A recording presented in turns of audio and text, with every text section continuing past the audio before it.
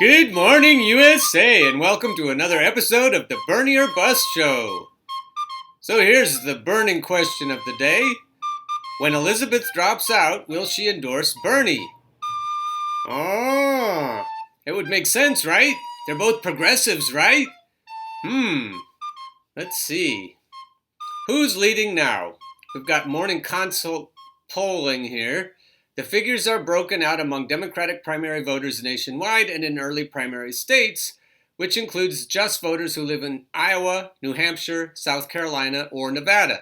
The latest results are based on 13,384 survey interviews conducted between December 9th and 15th. So, in early states, Joe Biden, 29%, Bernie Sanders, 24%. That's barely significant statistically. They're almost in a tie statistically. And you've got Elizabeth back a ways, Tom Steyer back a ways, Pete Buttigieg back a ways because of South Carolina mostly, and Andrew Yang is on the screen. Based on morning consult polling, it is not crazy to suggest that in the Democratic primaries, Bernie Sanders could win both Iowa and New Hampshire. If you break down the numbers, it's not crazy to think that that could happen. If he were to pull that off, he would be much more competitive in South Carolina because he would be riding a huge wave of momentum. Also, his numbers have been surging in South Carolina of late.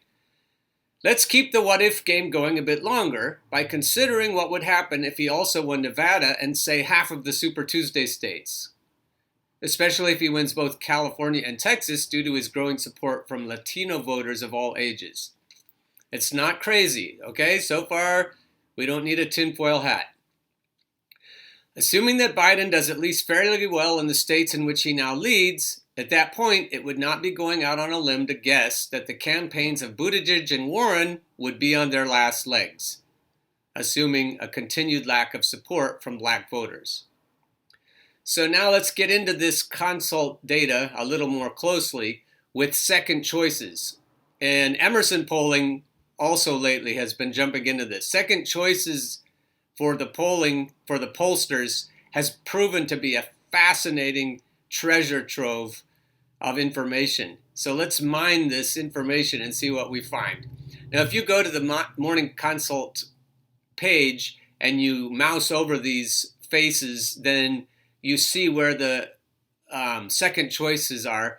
But I can just tell you that Biden supporters, their second choice is Bernie, for the most part. Sanders support Elizabeth instead of Biden. I thought it would be Biden. I thought Bernie and Biden supporters would go for each other in the event that either of the other dropped out. But what it looks like is Warren supporters, Sanders supporters would go to Warren and not to Biden. Warren supporters would go to Bernie. Buttigieg supporters would go to Elizabeth. And I'm not even going to talk about stupid Bloomberg here. It is apparent that Buttigieg and Warren supporters tend to be affluent, well-educated, and older. That you can find in lots of different polling. It also is apparent that their support is less sticky, to use Megan Day's word from the Jacobin magazine. Sticky support is support that isn't going to go anywhere no matter what happens. So the sticky support is for Bernie. And somewhat for Biden. Their supporters are less likely to express, so the Buttigieg and Warren supporters are less likely to express unwavering support for their first choice. Given that most Buttigieg supporters would move towards Warren and Warren supporters would mostly move in Bernie's direction, the surge of momentum towards Bernie would be greatly enhanced if Elizabeth were to decide to drop out before April and then to endorse Bernie. And that, on the face of it, that makes sense. Of course, they're both progressives, right?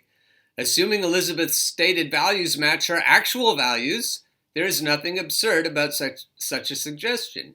If Elizabeth wants progressive values to win more than she wants herself to win, well, then you'd have to say, well, she would have already dropped out by now then. She would have endorsed Bernie last time, right? So then you have to admit Elizabeth Warren is a fucking careerist who only cares about herself and her own chances, and she cozies up to any power that she thinks is going to help her, and she sticks her finger up in the wind to see which way it's blowing before she decides anything. That's being kind. So now you can already see I've tipped my hand. Spoiler alert, you can see that I don't think that we should just think of Elizabeth Warren as a progressive, because if so, she would have endorsed Bernie last time, and she would have already dropped out this time and endorsed Bernie. But let's keep the scenario going. Many of her voters assume that her values line up very closely with those of Sanders, and that's easy to back up with polling data. Whether or not Democratic-leaning voters have been paying attention, many progressive, see the air quotes, progressive pundits have been delivering this message nonstop for the last few months. Do you hear me, Norm Solomon?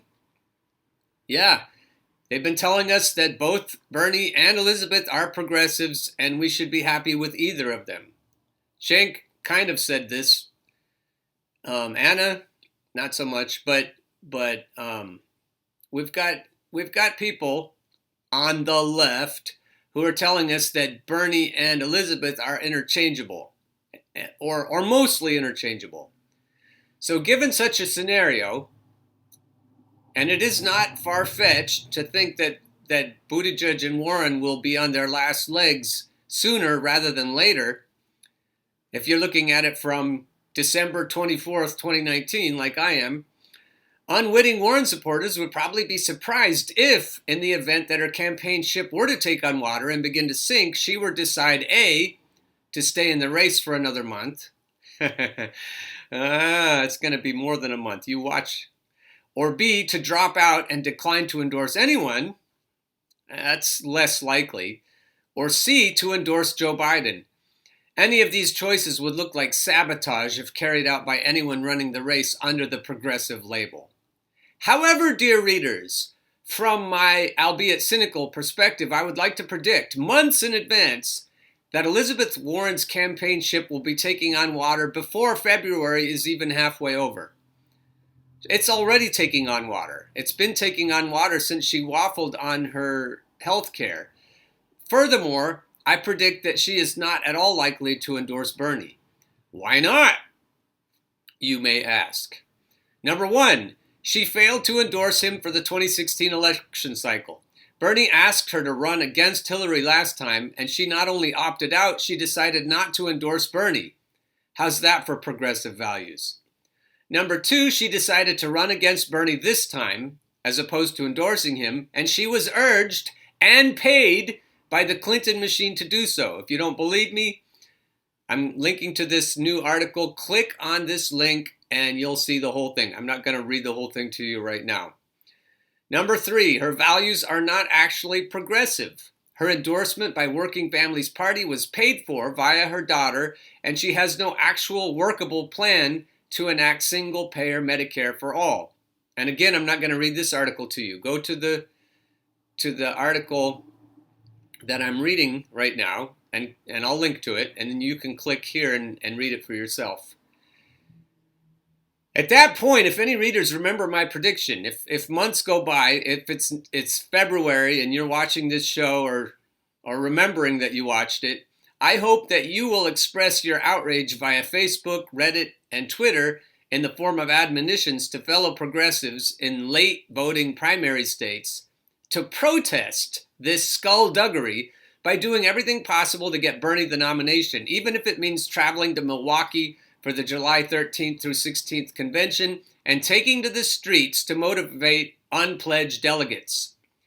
This is why that might be a good way to exercise and flex your democratic muscles.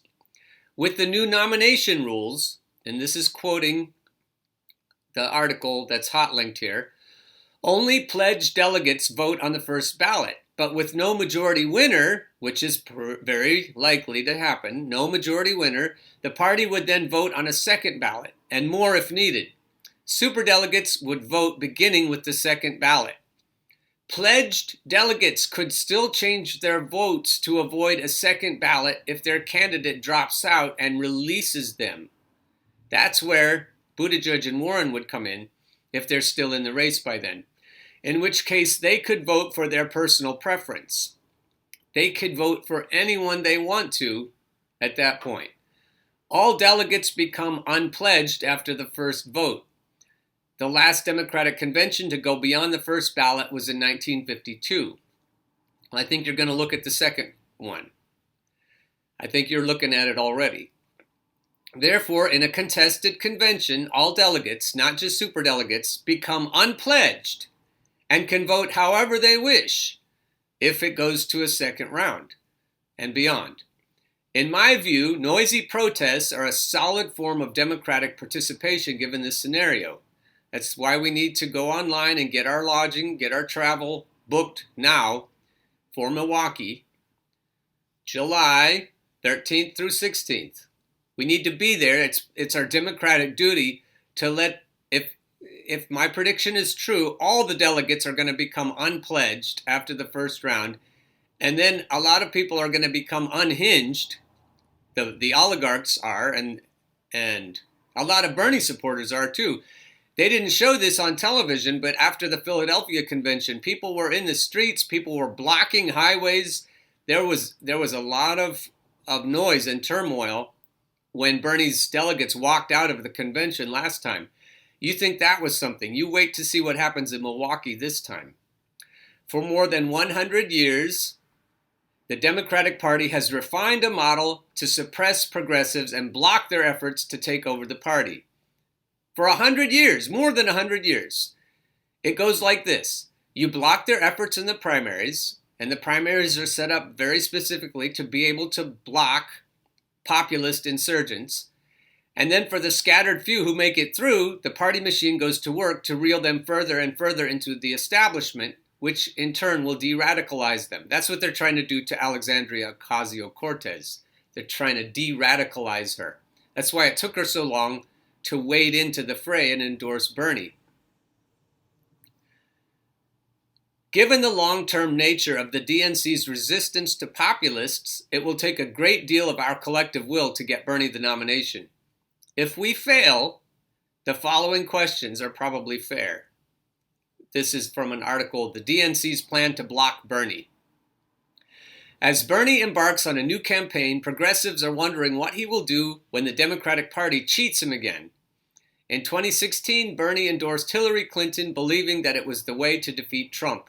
It turned out that trying to route the progressive movement back into the establishment gave us Trump. That's a big statement, and it's true.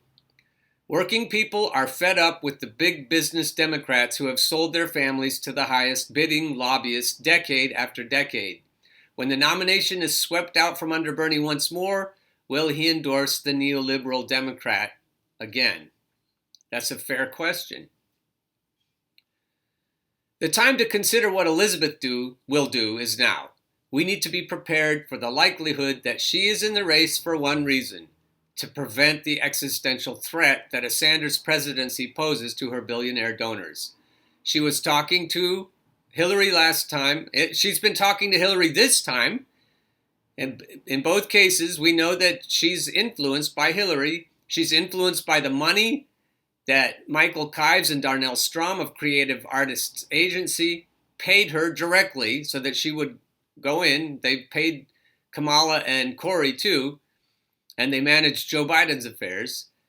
We know why, if we're paying attention, we know why Elizabeth Warren is in the race, and it's to stop Bernie. It's not to defeat Donald Trump. Don't even pretend that's the case. She doesn't have a snowball's chance to defeat Donald Trump. And all of the Third Way, Center for American Progress, all of the David Brocks and John Cowans and Neera Tandons of the world, they know that Elizabeth isn't in it to defeat Trump. She's in it to defeat Bernie. Elizabeth Warren has accepted contributions from at least 35 billionaires in the last 2 years. Bernie Sanders has not accepted money from any billionaires in the last 2 years. Tim Black TV. This is the truth, Tim Black. Et tu, Liz? Et tu. It's Latin, not French. Okay.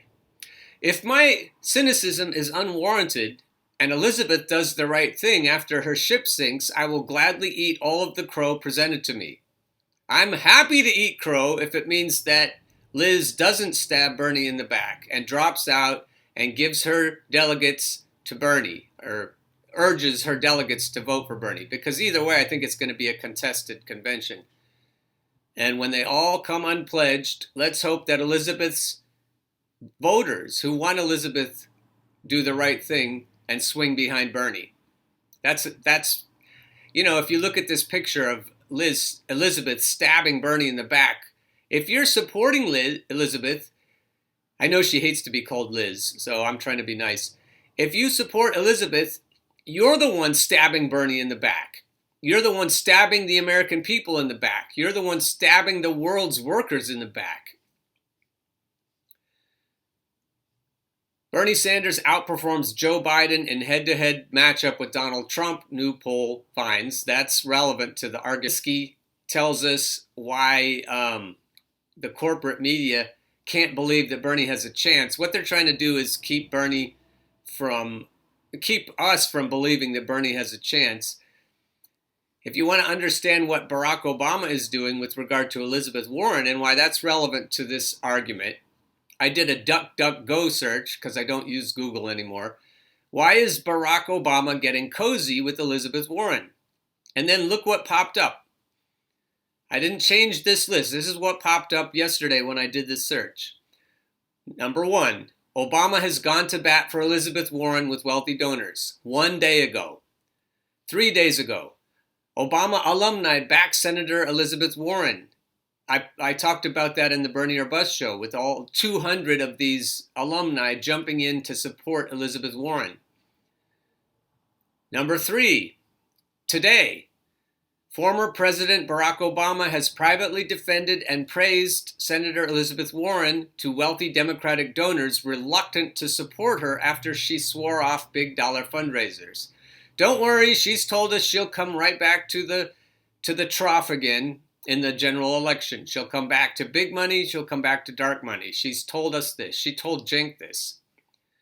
And today, Barack Obama praises Elizabeth Warren to Democratic donors. So you can go, these are all today, the last few hours even, so you can go, and 3 days ago. So go do your own search and read these articles.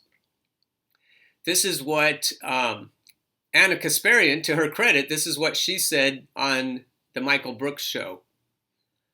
Got to go into 42 minutes and 43 seconds. I think I already did. Yeah, I'm organized. All right, so listen to this. You and I have been people that have criticized Elizabeth Warren, I'm going to say fairly from the beginning. I don't think we've exaggerated her flaws, and I think we've not been afraid to acknowledge where there are some positives, but we've also not been willing to gaslight and pretend that there's a progressivism or an equivalence, certainly with Sanders, that obviously isn't there. Recently, there's some indication that President Obama might be leaning towards her, and I'm just wondering what you make of all of that. So last week, I aired a previous show where I had speculated with Cenk on the panel. It was just me and Cenk, actually. I said something along the lines of, hey, do you think that Elizabeth Warren is moving closer to the center on policies like Medicare for All because Obama is like working with her behind the scenes, and maybe Obama is thinking of endorsing her, and so she knew that she'd have to, there's like always these deals being made, especially when it comes to endorsements. And Cenk was like, I don't know. I mean, that's speculation. And then literally the next day, there was a news story about how it appeared as though, definitely like 200 former Obama administration officials had endorsed Elizabeth Warren. And so I played like the previous show on, that day's program. And I told you, because here's the thing. How do you all of a sudden go from, I'm a strong fighter for Medicare for All, and then a few weeks later, you come out with this weak sauce plan indicating that your transition would consist of like 3 policies. Right. And so no one buys for a second that anyone is able to or willing to fight for a full Medicare for all system in their third year of their first term when they're seeking re-election. It's so ridiculous. So it's obvious to me that she's making a political calculation right now.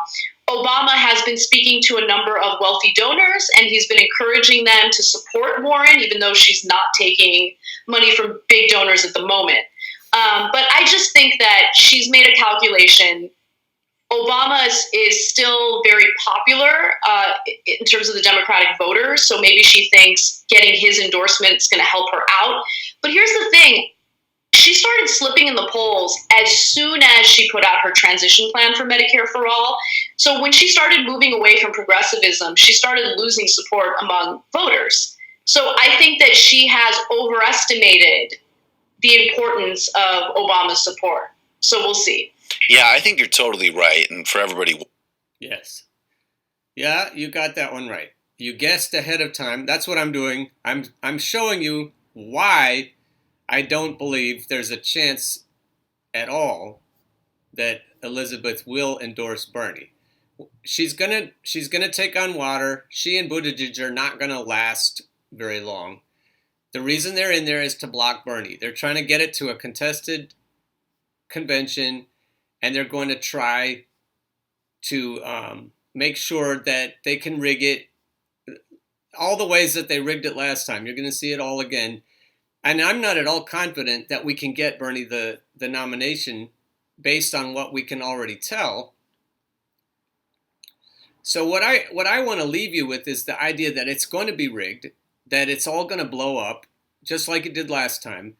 And we need to be ready for it. We need to use any kind of leverage available to us to get Bernie the nomination. A lot is at stake. I know you know that. And if you're a blue dog Democrat, if you're a traditional, tribalistic, vote blue no matter who Democrat, I want you to really consider, and tell your friends this too, that if you really feel that Donald Trump is the existential threat and not neoliberalism, or if you feel they're both an existential threat, who knows? But I doubt that you do if you're a traditional Democrat. But if you really believe that Donald Trump needs to be defeated, you need to figure this out before the caucuses start. It's December 24th, and the caucuses and the primaries start in February. And then we go on through. Not only do you need to decide to swing behind Bernie, you need to help your comfortable, liberal, neoliberal friends swing behind Bernie. We need to be talking this up so that when the pollsters call you on your landline phone, you can tell them, you know, I really like my privilege, but I can't see voting for Elizabeth or Pete or Joe because they can't beat Trump. The voters in the Rust Belt aren't going to go. Oh, that was the last thing I wanted to show you. Voters in the Rust Belt are not going to vote. Believe it or not, they're not going to vote for Trump. They're going to vote for Bernie. And I've got a great Kyle Kulinski clip here to show you why only Bernie can defeat Trump in the Rust Belt, not Joe Biden, because he doesn't have the broad coalition of support with young voters that Bernie has. Bernie's the only one who can beat Trump in the Rust Belt. So here we go. So here's the message I have for Aaron Ross Sorkin when he says, well, swing states and independents, that's what this race really comes down to. True. Dude, those are the states that Bernie Sanders does the best around the country. Those are his, guaranteed layup states. And yes, I said it. Donald Trump versus Bernie Sanders in the Rust Belt, Bernie Sanders is going to destroy him. Because Bernie Sanders is the actual economic populist that Donald Trump just pretended to be. Right. And you think people in that area of the country don't know it? Of course they know it. Obama ran in a semi-populist way, and then Obama abandoned them. Trump ran in a populist way, and then Trump abandoned them. And, you got Bernie Sanders with the track record to back it up, opposing all the trade deals, and being a strong supporter of unions his entire career. I mean, there was a story just the other day, and we're going to cover this later, but U.S. Steel Mill in Detroit is shutting the factory. 1,500 jobs, poof, gone, in an area that already is struggling. and was obliterated by the trade deals originally when all the car manufacturers left there. So, and this is Trump. Oh, Mister, I'm a populist and I'm going to save the jobs and whatnot. Really? Well, 93,000 jobs were outsourced in your first year as president. First year. That's just your first year. The carrier factory that you made such a big stink. Oh, I'm saving these jobs. Those jobs eventually went overseas as well. So you think these people don't know it? Of course they know it. You think they're just going to, close their eyes and vote for Trump again? No, they feel abandoned by him. They feel betrayed by him. Bernie Sanders does fantastically well in those states. So his concern is actually couldn't be more wrong. If anything, the real concern for Bernie is how's he going to do in New York? How's he going to do in California? Now, in some polls... And he's doing well in California, so because of the level of Latino support he's getting. So that's important. You need to think about the Rust Belt. It really will come down to the Rust Belt. That's the leverage that we can really throw in all of the other corporate candidates' faces, and only Bernie can beat Trump. So if you have a hard time believing that, watch this show, watch Kyle Kulinski, watch Michael Brooks, sometimes watch Anna Kasparian, apparently, and keep your eyes open, keep your ears open. The truth, you may not want to hear it, but the truth is only Bernie can defeat Trump. Boom. That's the way it is. So anyway, I hope you enjoyed the Christmas song, and hope you have a very holly, happy, merry, jolly, good time. Don't annoy your vote blue no matter who family too much. Just a little, just enough. Just needle them enough. But we've got a short time to get this to happen. A long way to go and a short time to get there. So keep on burning.